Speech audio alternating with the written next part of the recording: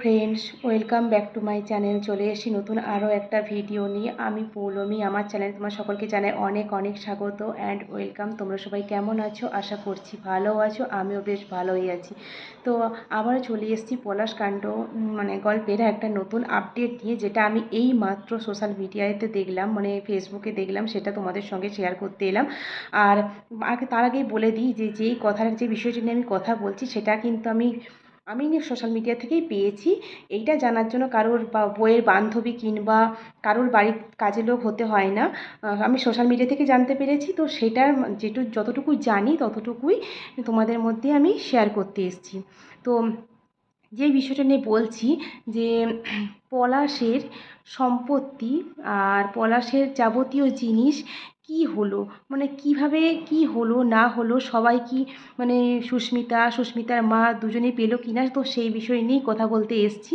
তো পলাশের মা আর পলাশের বউ দুটো পরিবারকেই, পলাশের পরিবার আর পলাশের বউয়ের পরিবারকে, দুটো পরিবারকেই পলাশের যে বস যারা ছিলেন তারা ডেকেছিল। তো 3 ঘন্টার বৈঠক হয়। 3 ঘন্টা বৈঠক হওয়ার পর তারপরে সব কিছু জিনিস, পলাশ সাহার যাবতীয় আসবাবপত্র, তারপরে টাকা পয়সা, তার সম্পত্তি, সমস্ত কিছু তার মা আর বউয়ের মধ্যে ভাগ করে দেওয়া হয়। কাউকেও এক চুল কমও দেওয়া হয় না, কাউকে এক চুল বেশি দিয়েও হয় না, দুজনকেই সমানভাবে দেওয়া হয়েছে। আর এই ক্ষেত্রে পলাশের মাকে, যেটুকু আমি দেখলাম, পলাশের মাকেও পলাশের যে বস বলেছিল যে আপনার কি মতামত যে এটা সুস্মিতাকেও দেওয়া হচ্ছে এখান থেকে, কারণ ও তো পলাশের স্ত্রী। তো সেক্ষেত্রে আপনার কি মতামত? তো এখানে পলাশ সাহার মা খুব ভালোভাবেই উত্তর দিয়েছিল, তো দেখো, যে চলে যাওয়া সে তো চলে গেছে, আমার তাহলে এইসব নিয়ে আর কী করব, ও তো তার স্ত্রী, তো ওকেও অধিকার দেওয়া হোক, ওর অধিকারটা দেওয়া হোক। তো এইটা শুনে পলাশের বস খুবই খুশি হয়।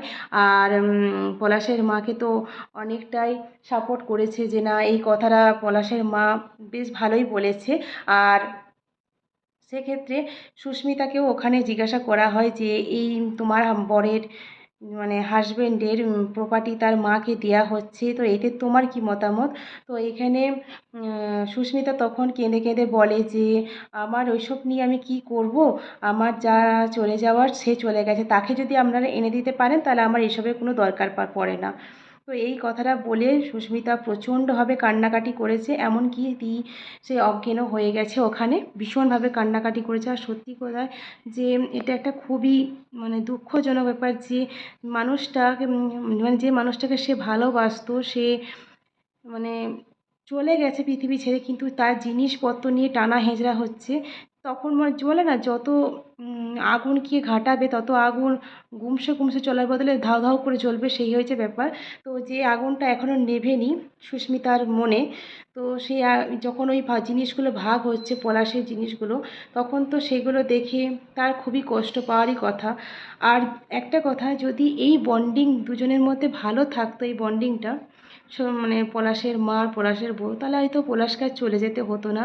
আর পলাশ চলে যাওয়ার পরও এই সম্পত্তি, টাকা পয়সা, গয়নাগাটি, তার আসবাবপত্র এইভাবে ভাগও করতে হতো না। যাই হোক, পলাশের মাও এখন বুঝতে পেরেছে যে আমার ছেলেটা ছিল, সেই ছেলেই তো চলে গেছে, আর আমি কি এসব নিয়ে কী করবো। সেই জন্যই ও এই কথা বলেছিল।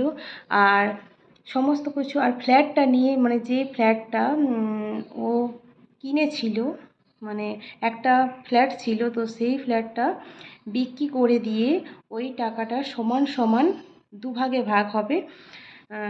এক হচ্ছে পলাশ সাহার মায়ের, আর একটা হচ্ছে পলাশ সাহার স্ত্রীর, এই 2 ভাগে ভাগ হবে।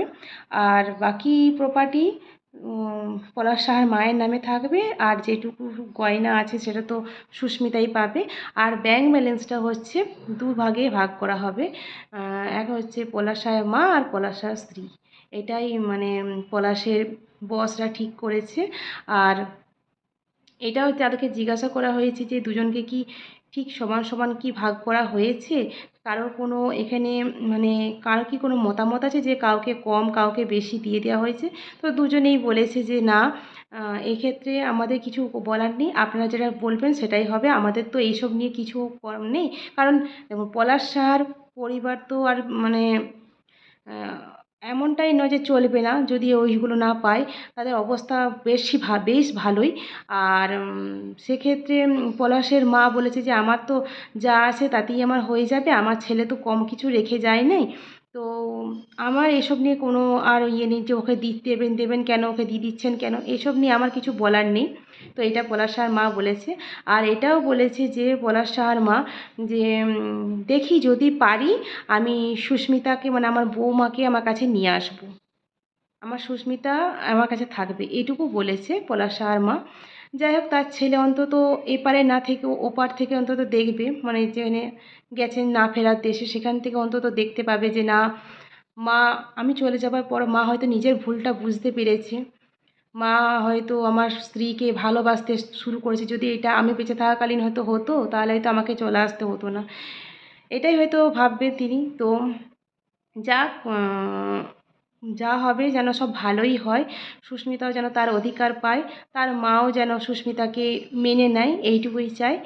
আর এরকম নতুন নতুন ভিডিওর আপডেট পেতে আপনারা প্লিজ আমার চ্যানেলের পাশে থাকুন।